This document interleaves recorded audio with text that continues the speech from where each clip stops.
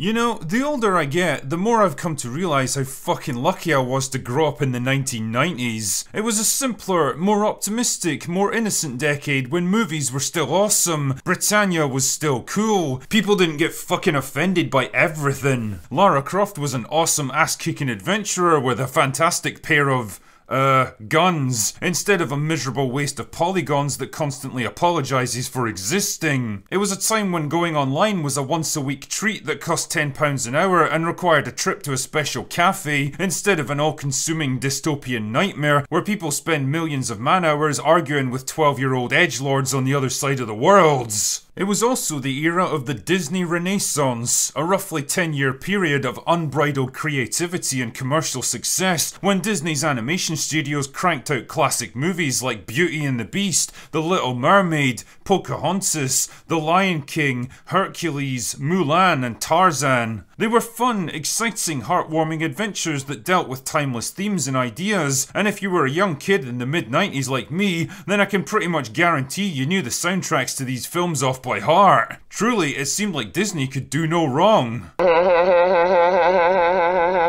Oh, how times have changed. The wide-eyed kids of the 90s are now cynical 30-somethings weighed down by the responsibilities of adult life, probably with asshole kids of their own, and quietly pining for the simple, carefree days of their childhoods. Meanwhile, the once family-friendly and patriotic Disney has mutated into a horrifyingly monstrous parody of its former self, an insatiable, franchise-gobbling monster relentlessly consuming good ideas and beloved characters to churn out an endless conveyor belt of bland, mediocre sludge. And since original creative thinking is for them what innovation and risk-taking is for NASA, it was only natural that they'd inevitably turn their eyes towards the past instead of the future. And truly, what better past to pilfer than the golden age of animated movies? I mean, they certainly got off to a strong start with Beauty and the Beast, a live-action remake of the 1991 original, which basically replicated the entire movie shot for shot. Sure, you could probably argue how lazy it was to basically make the same exact film again and sell it to a whole new generation,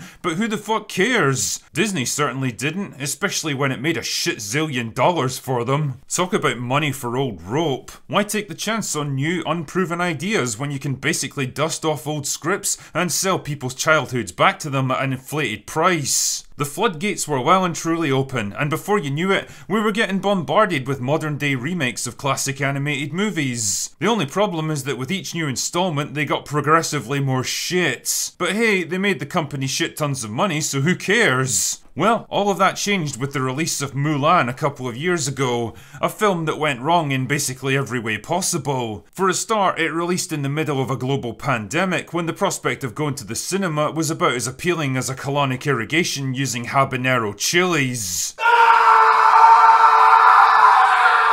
Attempts to pander to the Chinese market backfired spectacularly since it fucked up most aspects of Chinese culture and history, and for rather obvious reasons, Western audiences weren't exactly thrilled by all things Chinese at that time either. As a result, the film bombed, and it wasn't the only one to attract negative attention. The first teaser trailer for the upcoming remake of The Little Mermaid has got one of the most brutal YouTube ratios since Frosk decided to publicly torpedo her own company live on air. And to be honest, it's not entirely hard to see why, because this movie basically exemplifies everything that's bad about these fucking remakes. And no, I'm not talking about the fact that the actor playing a mythical sea monster has got slightly different melanin levels in her skin. Disney baited the fans with that one because they knew they could use the resulting backlash to silence any actual criticism of the movie, and they fell for it hook, line and sinker. Okay, that's enough nautical references for now. The bigger issues are more fundamental ones that you can apply to basically all of the Disney remake movies. I mean, for a start, take a look at the colour palette of this thing. Look how dark and muted and subdued everything is, and then compare it to the original animated movie. You see how much more bright and vibrant and interesting that world looks? Yeah, it's completely unrealistic that the deep Ocean would look this way, but it doesn't really matter because it's an animated movie with its own visual style, and that style allows the artist to set their own rules for how you engage with it as the audience. But the moment you bring live action into the equation, you immediately constrain yourself with the limitations of what people expect to see in the real world. That means the deep ocean is now a dark and foreboding place where Ariel is framed like some kind of terrifying monster instead of a plucky heroine longing to experience the world above. Jesus, if you swap out the soundtrack for a horror theme, the face reveal feels like it should be more like this. This particular problem was especially noticeable in The Lion King, where the animators had been given the almost impossible task of anthropomorphing, humanizing the animal characters while also keeping them looking photorealistic, and the results were...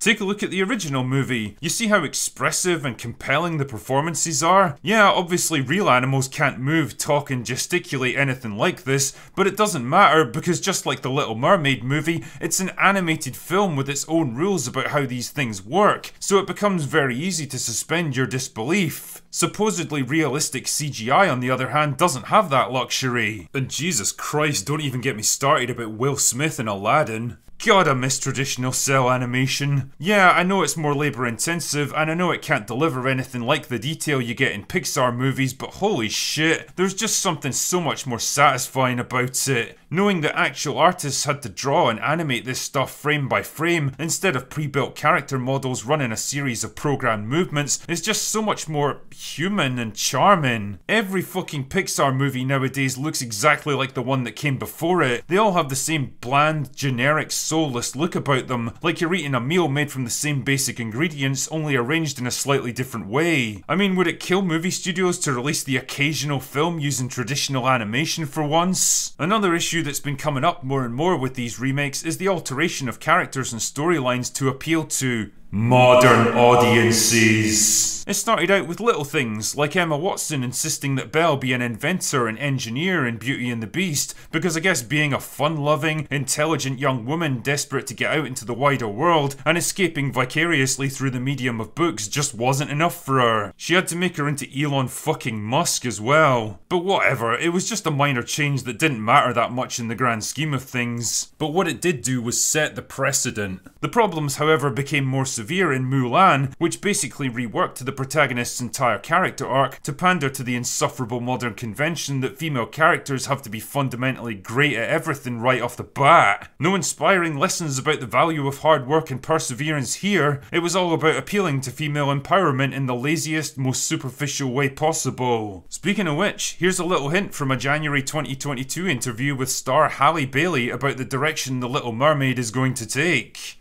I think everyone will be pleasantly surprised by some updates of the themes of the film, more so on Ariel's side of women empowerment and her taking her power back. I mean, I thought the original Ariel was pretty empowered already, considering she saves Prince Eric's life on more than one occasion, and her decisions drive the entire course of the story, but whatever. I guess because she occasionally needs help from other people, she's just not modern enough. Can't wait for Eric to be transformed into the same useless, bumbling buffoon template that Disney used for every single male character in their movies these days, and Ariel to be an unstoppable kick-ass girl boss who fixes everything all by herself. Modern writing, everyone. Fuck knows what it must be like to be a little boy growing up in the 2020s. The sad thing though is that actresses like Halle Bailey are going to get unfairly caught up in the crossfire here. I mean, I'm sure she's a perfectly nice person that'll do a great job with the role, but none of that really matters because all people are talking about now is the backlash against her casting. And for what? If the real objective here was to create more lead roles for diverse actors, which is absolutely a good thing, then why not come up with new stories specifically for them, instead of deliberately stirring up controversy by crowbarring them into stories that have already been told?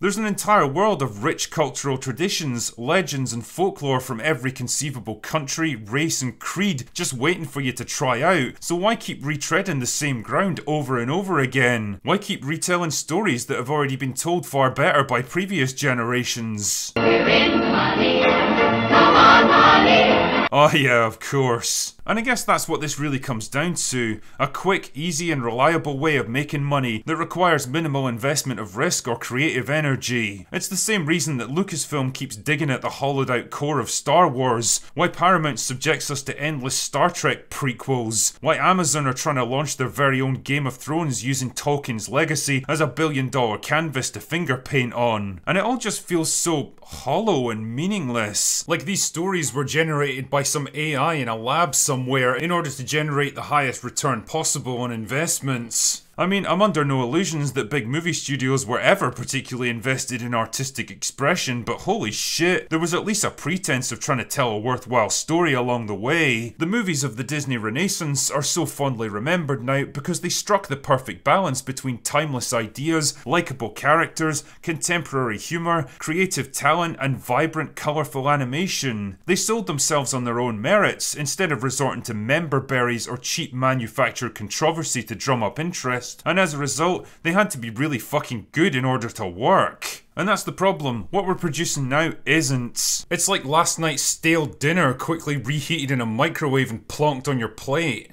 But drinker, you magnanimous maestro of media mastication, I hear you say, why worry about this stuff when the original movies are always going to exist? No matter how bad things get now, we can always fire up the classic originals and make sure that the next generation gets to enjoy the kind of timeless entertainment we did as kids. Oh, you sweet summer child, you. The problem is that fewer and fewer people bother to invest in physical media these days, because I guess the effort of heaving their fat, sweaty arses off the couch and shoving a disc into a player is just too big of a time sink in their busy lives. Instead, they resort to doing what pretty much everyone else does these days, and download their movies from a streaming service. But the big problem with digital media is that you don't really own the thing that you're watching. All you've got is a license to download the source file, and if that source file should ever be removed or altered, well, then you're shit out of luck. We've already seen the little edits and tweaks that companies have started making to older movies that are now considered problematic. How long do you really think it's going to be before it starts happening to newer stuff? Movies that contain scenes or depictions or story beats that someone somewhere in some miserable corner of Twitter finds offensive. Characters that don't quite align with the rules of modern writing. Storylines that go against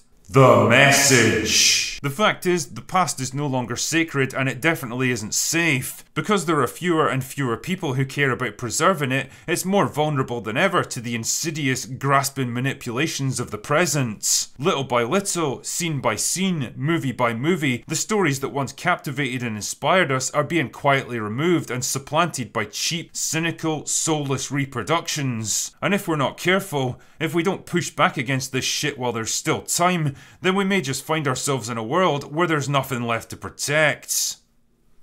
Anyway, that's all I've got for today. Go away now.